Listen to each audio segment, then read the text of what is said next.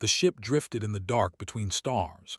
Danny Cole sat in the pilot's seat and stared at the warning lights that blinked red across his console.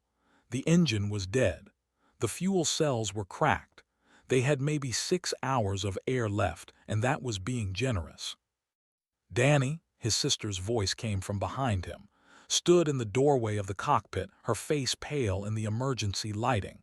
"What do we do?" He didn't answer right away. There wasn't much to say. They had taken a shortcut through uncharted space to save 3 days on their delivery route. Now they were paying for that choice. The freight they carried, medical supplies for a colony on the outer rim, would never arrive. And neither would they. "We wait," Danny finally said. "Maybe someone picks up our distress signal." Someone did. The ship that appeared on their sensors was massive. It blocked out the stars like a mountain made of metal. Danny had never seen anything like it. The design was alien, all sharp angles and glowing symbols that hurt his eyes to look at. Before he could even think about running, a beam of blue light wrapped around their tiny vessel and pulled them in like a fish on a hook. They were tall. That was the first thing Danny noticed when the soldiers boarded his ship. They stood nearly 8 feet high, with skin that looked like wet stone and eyes that glowed soft orange. They wore armor that seemed to grow from their bodies, and they carried weapons that hummed with energy. Danny put himself between them, and it was instinct. He had spent 12 years in the military before he quit to take care of his sister. Old habits didn't die easy. "Human," one of them said. Its voice was deep and rumbling like rocks grinding together. "You have entered sovereign territory of the Empire. This is a crime punishable by death." "We didn't know," Danny said. His voice was calm and steady. He had faced death before. "Our ship broke down. We drifted here by accident." The soldier looked at him for a long moment. Then it made a sound that might have been laughter. "Ignorance does not matter. The law is the law." They were taken from their ship and marched through corridors that seemed to go on forever. Other aliens watched them pass, creatures of all shapes and sizes, some with too many eyes, some with none at all. Danny kept his hand on shoulder the whole time. She was shaking, but she didn't cry. She was tough like that. She had to be. Their parents had died when she was 12, and Danny had raised her ever since. The room they were brought to was enormous. It was built like an ancient arena, with seats rising up in circles around a central pit of sand. Thousands of aliens filled those seats, and they all turned to look when Danny and were pushed through the doors. At the far end of the arena sat a figure on a throne of black metal. This was older than the others, with scars across its face and a crown of bones resting on its head. Danny guessed this was someone important. "High Arbiter," one of the soldiers announced. "We have captured 2 humans in the border zone." The High Arbiter leaned forward. Its orange eyes studied Danny with cold interest. "Humans," it repeated. "I have heard of your species, small, weak, lives measured in mere decades. You are barely worth the effort of execution." Danny said nothing. He had learned long ago that silence was often the response. "However," the High Arbiter continued, "the Galactic Dominance Games begin tomorrow. We have representatives from 43 species ready to compete, but we have never tested a human." It smiled, showing rows of sharp teeth. "This could be entertaining." "What games?" asked. Her voice was small but brave. The High Arbiter gestured to the arena around them. "Combat to the death. Species send their greatest warriors to fight for glory and rank. The winners earn honor for their people. The losers," it shrugged, "the losers die." Danny felt his stomach tighten. He understood now. "You want me to fight?" "I am giving you a choice," the High Arbiter said. "Fight in the games as humanity's representative. Win and you earn your freedom. Lose and you die with some small amount of dignity." It paused. "Or refuse and watch your female companion be sold to the mining colonies of Prime. I hear humans do not last long in the acid mines." Grabbed Danny's arm. "Don't," she whispered. "Danny, don't do this for me." But he had already made his decision. He had made it the moment they mentioned her. There was no choice. There never had been. "I'll fight," Danny said. The High Arbiter seemed pleased. It waved a hand and guards came forward to take away. She screamed his name, but Danny forced himself not to react. If he showed weakness now, they would use it against him. He was taken to a holding cell beneath the arena. The room was small and cold, with a single bench and a window that looked out into the pit above. He could see other fighters being led to their own cells. Some were huge, covered in natural armor or bristling with claws. Some were small and fast, with multiple limbs or wings. All of them looked dangerous. A screen on the wall flickered to life, showing his information. Name, Danny Cole, species, human, home world, Earth. Combat experience, unknown, threat level, minimal. Danny stared at that last word for a long time. Minimal. The aliens didn't know. How could they? They had never met humans before. They had never seen what his kind could do. They didn't know about the wars humanity had fought against itself for thousands of years. They didn't know about the trenches and the bombs, the plagues and the famines, the endless struggle for survival on a planet that seemed determined to kill everything on it. Earth was not a gentle world. It was a death world, and humans were its ultimate survivors. Danny sat down on the bench and closed his eyes. He thought about their parents. He thought about every fight he had ever been in, every wound he had ever taken, every time he had been knocked down and gotten back up. Tomorrow, he would show them what minimal really meant. Outside his cell, the arena lights dimmed as the station prepared for the games. 43 species, hundreds of warriors, and one human who had nothing left to lose. The galaxy was about to learn a very old lesson, one that Earth had taught countless predators over millions of years. Never underestimate the animal that refuses to die.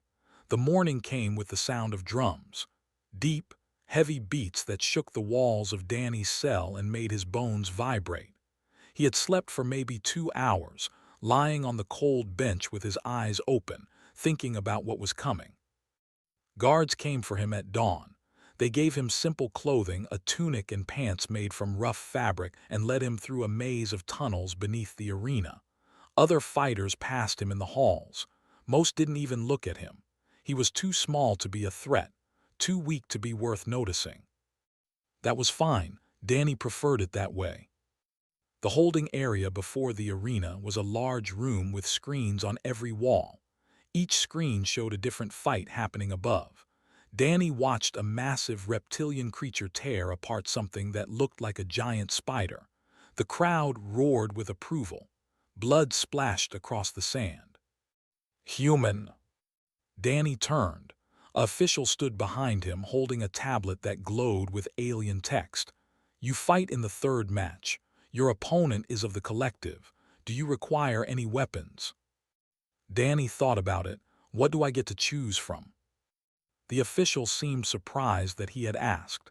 It led him to a rack of weapons against the wall, swords, axes, spears, things he didn't even recognize.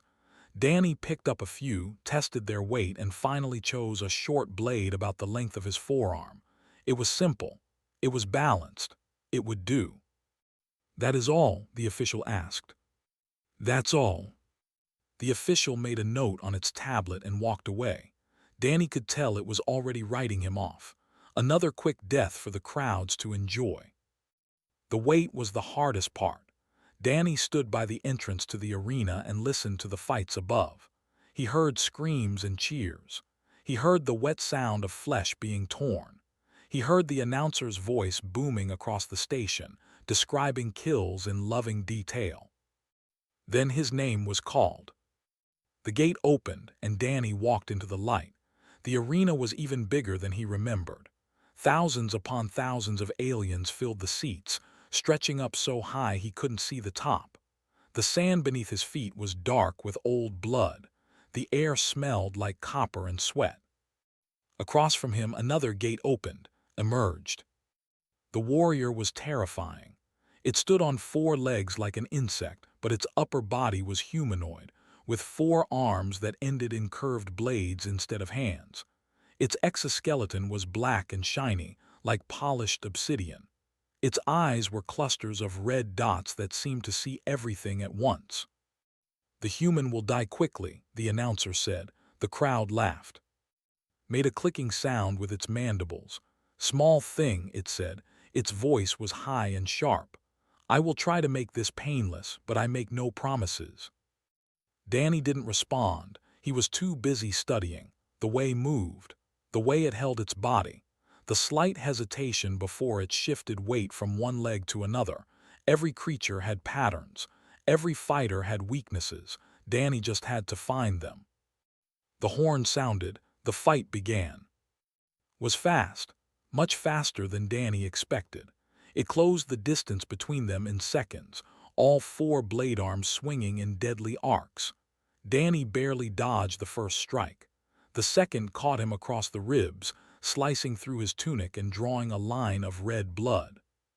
The crowd cheered, "First blood to the—" Danny stumbled backward, pressed its advantage, attacking again and again. Danny blocked what he could and dodged what he couldn't. He took another cut on his shoulder, another on his thigh. The pain was sharp and hot, but he pushed it away. Pain was just information. Pain meant he was still alive. "Why do you not fall?" demanded. It seemed confused. Most opponents were dead by now. "Why do you keep moving?" Danny didn't answer. He was watching, learning, was fast, but it was also arrogant. It left small openings after each attack, moments when its arms were extended and its joints were exposed. The exoskeleton was strong, but the joints were softer. That was where the armor was weakest. Attacked again. This time, Danny didn't just dodge. He moved into the strike, letting the blade pass over his shoulder by inches, and drove his knife into the joint where the upper arm met its body. The blade sank in deep, screamed. Danny twisted the knife and pulled. The arm came loose with a wet crack. Blue blood sprayed across the sand. The arena went quiet. Staggered, staring at its severed limb in disbelief. "Impossible," it hissed. "You are nothing, you are prey." Danny held up the severed arm. It was still twitching, the blade at the end still sharp. "You talk too much," he said. He moved before could react. The tried to defend itself with its remaining arms, but it was off balance now, panicking, making mistakes. Danny ducked under a wild swing and buried its own blade deep in the soft tissue beneath its mandibles. Made a gurgling sound. Its red eyes flickered. Then it collapsed to the sand and didn't move again. Danny stood over the body. His breath came hard and fast. Blood dripped from his wounds onto the ground. He looked up at the high arbiter's platform, where the old sat watching with an unreadable expression. The silence stretched on. The crowd didn't know how to react. They had expected entertainment. They had expected a quick death. They had not expected this. Finally, one alien began to clap, then another, then more. The applause spread through the arena like fire, mixed with confusion and something that might have been fear. Danny walked back to the gate without waiting to be dismissed. His wounds were burning. His hands were shaking. But he kept his back straight and his head high. He would not let them see weakness. In her holding cell, watched the fight on a small screen. Tears streamed down her face, but she was smiling. Her brother was still alive. That was all that mattered. The medical staff was waiting for Danny when he returned to his cell. They treated his wounds with technology he didn't understand, lights that sealed cuts and sprays that numbed pain. They worked in silence, glancing at him with new eyes. "You won," one of them finally said. "No human has ever competed in the games before, and you won." Danny lay back on the medical table and stared at the ceiling. "That was just the first fight," he said. "How many more?" The medic checked its tablet. 7 more rounds until the championship. Each opponent will be stronger than the last. 7 more fights, 7 more chances to die. Danny closed his eyes and let himself rest. He would need his strength. Somewhere in the station, betting pools were being recalculated. The odds on the human were changing. Not by much, not yet. But they were changing. Danny's second opponent was a warrior named. There were massive reptiles, standing over 9 feet tall with scales like armor and claws that could tear through metal. Had won 16 fights in previous games. He had never lost. The fight lasted 20 minutes. Danny spent the first 15 running, dodging, and studying. The crowd booed. They wanted blood, not strategy. They didn't understand that Danny was learning, memorizing patterns, finding the rhythm of his attacks, waiting for the perfect moment. That moment came when overextended on a lunging strike. Danny slipped under his arm, climbed onto his back, and drove his blade through the gap between the scales at the base of the skull. Fell like a mountain. He never got up. The third fight was against a creature called a mass of tentacles and teeth that moved like liquid across the sand. Danny discovered that fire hurt it. He used a torch from the weapon rack to keep it at bay while he cut off its tentacles one by one. It took an hour. By the end, Danny was exhausted and covered in slime. But he was alive. The fourth fight was the hardest yet. His opponent was a psychic species that could reach into the minds of other beings and paralyze them with fear. The named stood at the center of the arena with its eyes closed, projecting waves of terror that made strong warriors collapse and weep.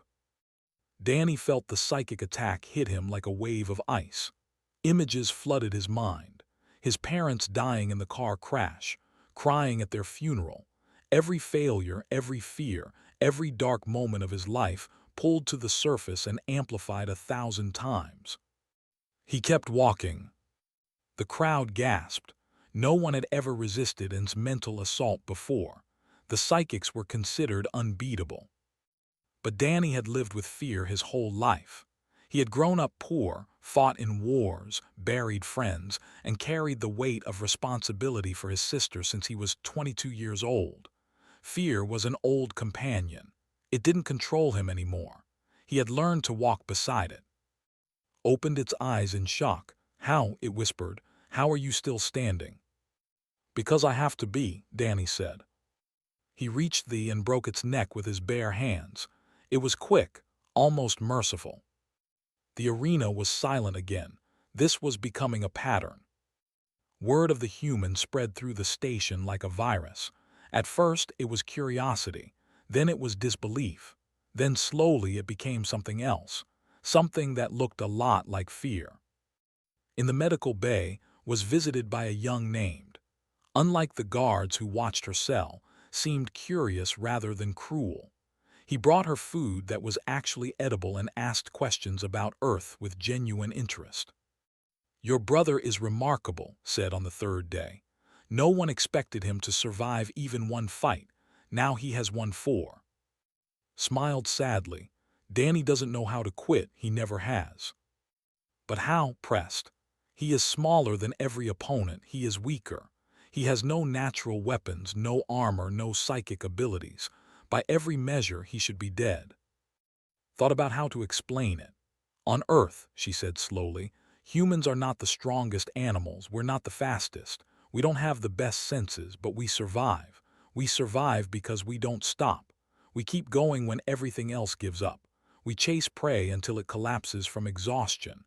We heal from wounds that would kill other creatures. We adapt to any environment, any situation, any challenge." She looked at with eyes that held no fear. "My brother isn't fighting to win.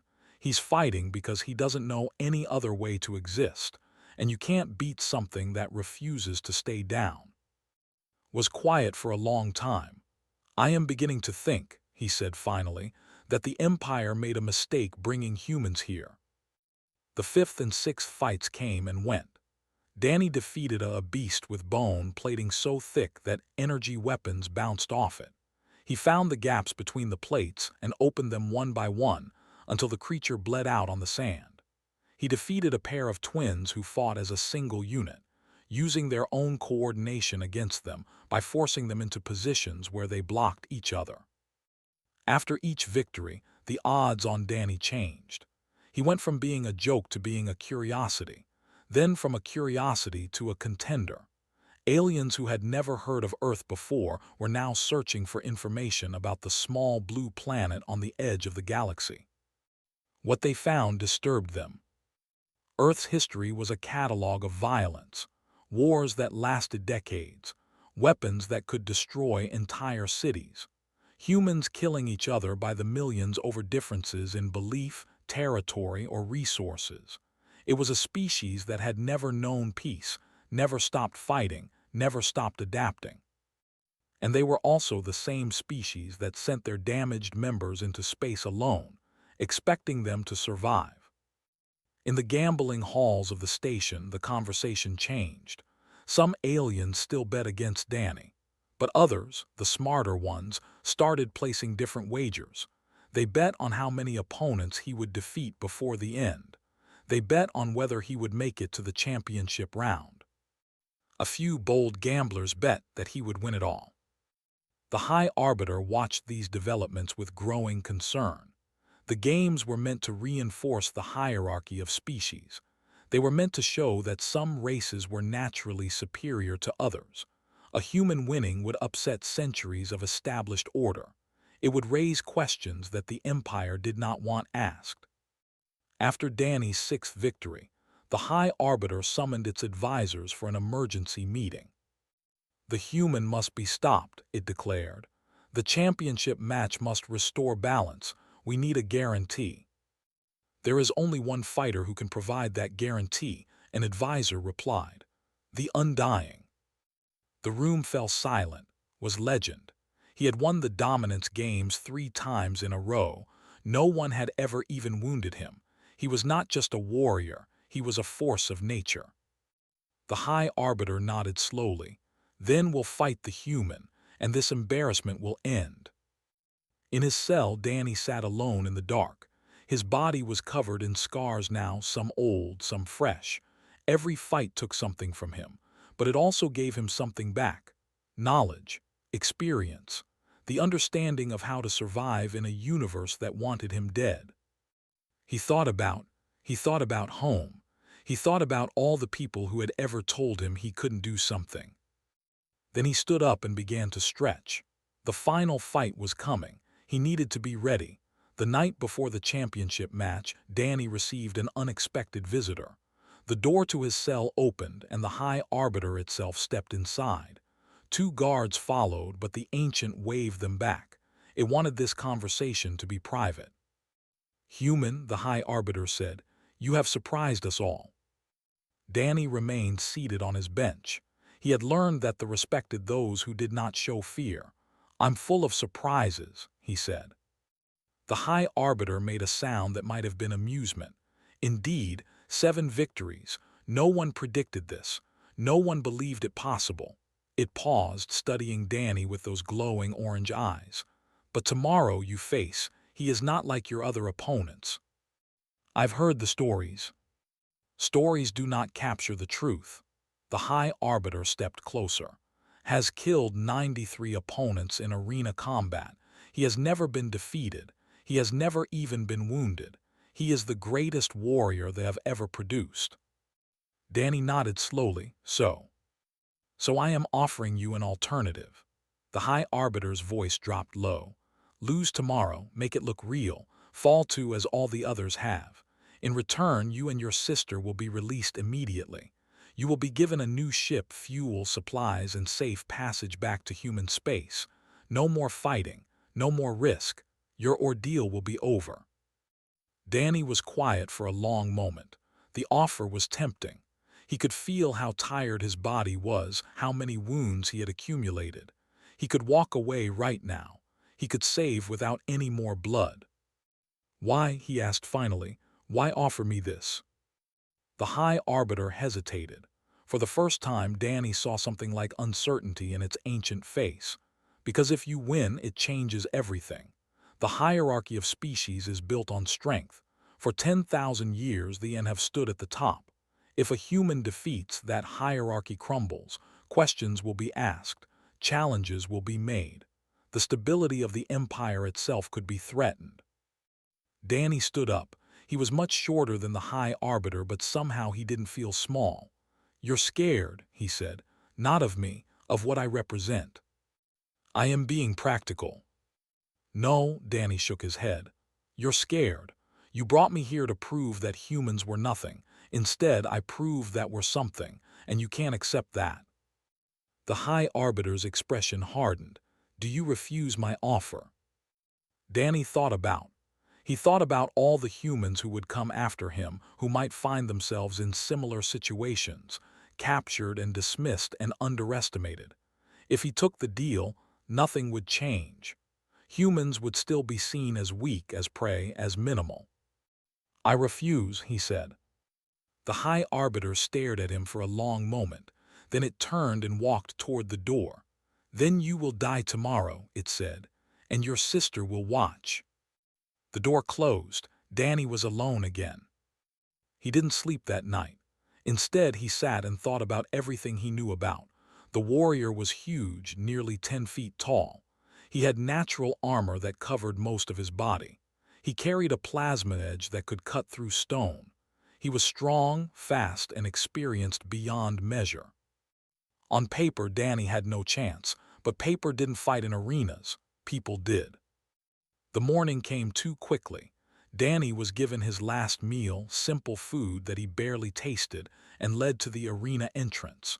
The crowd was louder than ever before. Word had spread across the galaxy. Billions of beings were watching the broadcast. They all wanted to see how the human would die. The gate opened. Danny walked into the light. Was already waiting. The champion stood at the center of the arena like a statue carved from war itself. His scales were deep green, almost black. His eyes burned with cold fire. The in his hands hummed with deadly energy. Little human, rumbled. His voice was like an earthquake. I have heard much about you. 7 victories against lesser beings. Impressive for something so fragile. Danny said nothing. He was already studying, already planning. But I am not a lesser being, continued. I am the undying. I am the end of all things, and today you meet that end. The horn sounded. Attacked with terrifying speed. For something so large, he moved like lightning. Danny barely dodged the first swing of the second cut through the air inches from his face. The third caught him across the chest, slicing through his tunic and leaving a line of fire across his skin. The crowd roared. Danny fell back, bleeding, pressed forward, relentless, unstoppable. Every strike came faster than the last. Every movement was perfect. Danny couldn't find an opening. He couldn't find a weakness. For the first time since the games began, he felt real fear. But he didn't stop moving. The fight stretched on. Minutes became tens of minutes. Tens of minutes became an hour. Danny was wounded a dozen times, then 2 dozen. His blood stained the sand red. His body screamed for rest. But he kept moving, kept dodging, kept surviving. And began to slow. That was not built for endurance. He was built for power, for overwhelming force, for quick kills. He had never faced an opponent who refused to die. He had never fought someone who simply would not fall. What are you? Demanded. Sweat, or something like it, dripped from his scales. His breathing was heavy. Why won't you break? Danny spat blood onto the sand. I'm human, he said. We don't break, we adapt. He attacked. It wasn't elegant. It wasn't skilled. It was brutal and desperate and savage. Danny threw himself at with everything he had left, finding the tiny gaps in the armor, the soft spots that years of easy victories had made forget to protect. The swung toward him. Danny caught it between his hands, feeling the plasma edge burn his palms, and twisted with all his strength. The blade snapped at the hilt. Stared in shock. No one had ever broken his weapon before. Danny drove the broken blade through eye and into his brain. The champion fell. The ground shook with his impact, and then he was still. The arena went dead quiet. Danny stood over the body, swaying on his feet. Blood poured from his wounds. His hands were ruined, burned, and cut to the bone. He looked up at the High Arbiter's platform, where the Ancient sat frozen in disbelief. Your champion is down, Danny said. His voice echoed across the silent arena. Should I return it alive or torn? No one answered, no one could. The silence stretched on, and on, and on. Then somewhere in the crowd an alien began to cheer. The cheering spread like wildfire through the arena. It started with one voice, then 10, then 100, then thousands. Aliens from dozens of species rose to their feet, shouting and stamping and roaring their approval. They had come to watch a human die. Instead, they had witnessed something they would never forget. Danny barely heard any of it. The world was spinning around him. His legs gave out and he fell to his knees in the blood-soaked sand. Medical teams rushed toward him from the arena gates, carrying equipment and speaking in languages he didn't understand. Hands lifted him onto a stretcher. Lights flashed in his eyes. Then everything went dark. He woke up 3 days later in a white room that hummed with soft energy. Was sitting beside his bed, her eyes red from crying but her face bright with relief. "You're awake," she whispered. "You're really awake." Danny tried to speak, but his throat was too dry, held a cup of water to his lips and helped him drink. The liquid was cool and strange, but it helped. "What happened?" he managed to ask. "You won," his voice cracked. "Danny, you won the whole thing. You're the champion, the first human champion in the history of the Galactic Dominance Games." Danny closed his eyes. He remembered the fight. He remembered the blade breaking in his hands. He remembered falling. And he remembered the question he had asked, though the words felt like they belonged to someone else. "The High Arbiter," he asked. His expression darkened. They had to honor the rules. The games are sacred to them, older than the Empire itself. You won, so you get the champion's rights, freedom for both of us, safe passage, and, she hesitated, and a boon. You get to ask for one thing, anything, and they have to grant it.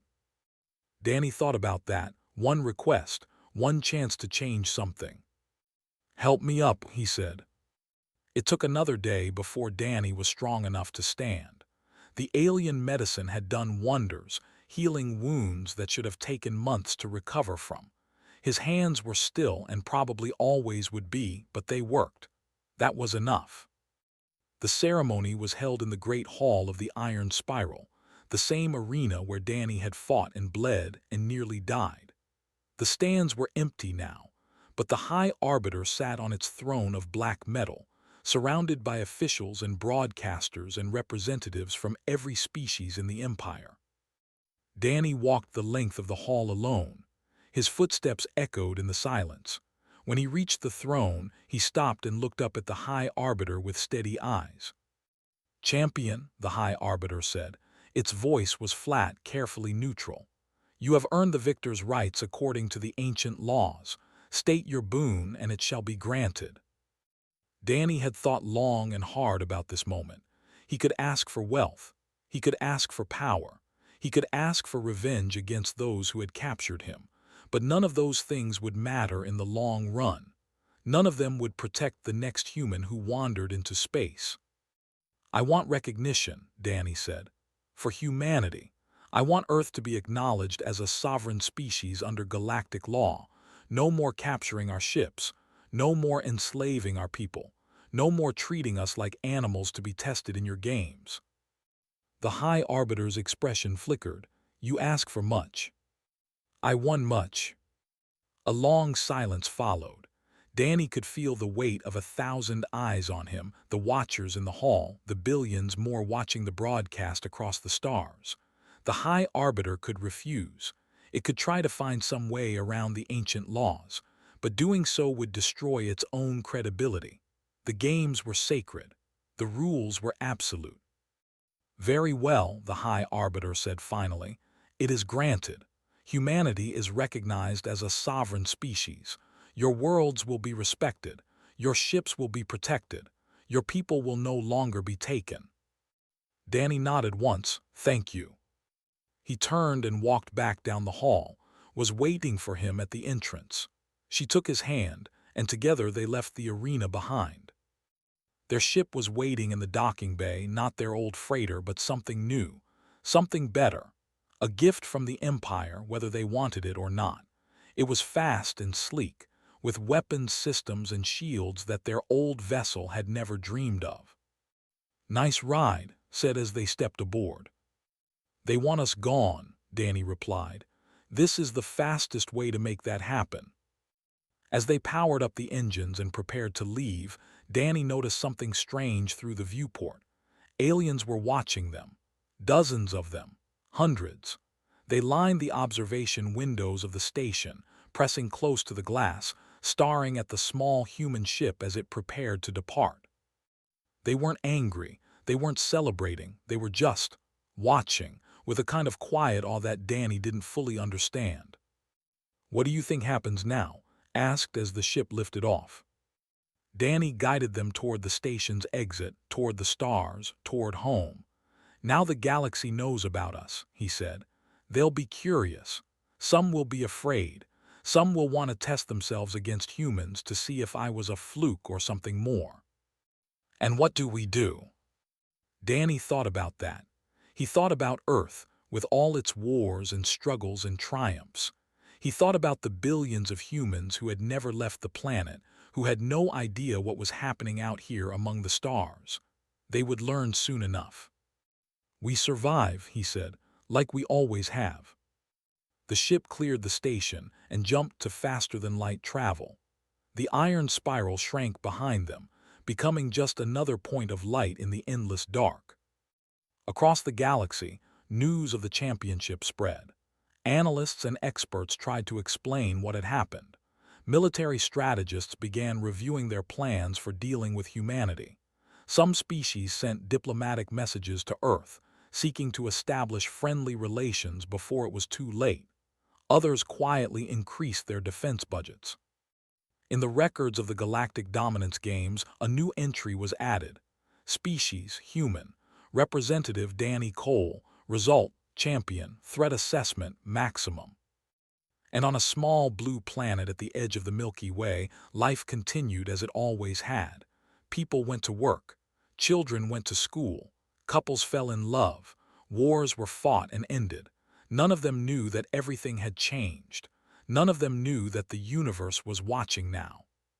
But they would learn. In time, they would all learn. Danny and reached human space 2 weeks later. They landed on a colony world and reported what had happened to the local authorities, who didn't believe them at first. Why would they? It sounded like a story, like something from a dream. But the broadcasts from the iron spiral were already spreading. The footage of Danny's fights was being downloaded and shared across every human network. By the time they set foot on Earth again, they were famous. More than famous. They were legends. Danny didn't care about any of that. He just wanted to rest. He just wanted to forget the smell of blood and the sound of screaming crowds. On their first night home, found him sitting on the porch of their old house, staring up at the stars. She sat down beside him and followed his gaze. "Do you think they're still watching?" she asked. Danny nodded slowly. "They'll always be watching now. We showed them what we are." "And what's that?" Danny thought about the arena. He thought about every opponent he had faced, every wound he had taken, every time he had been knocked down and gotten back up. He thought about what it meant to be human, to be small and weak and fragile and stubborn and relentless and absolutely, completely unwilling to die. "Survivors," he said. "That's what we are, survivors." Above them, the stars glittered cold and distant. Somewhere out there, the galaxy was learning to be afraid. And maybe, Danny thought, that wasn't such a bad thing.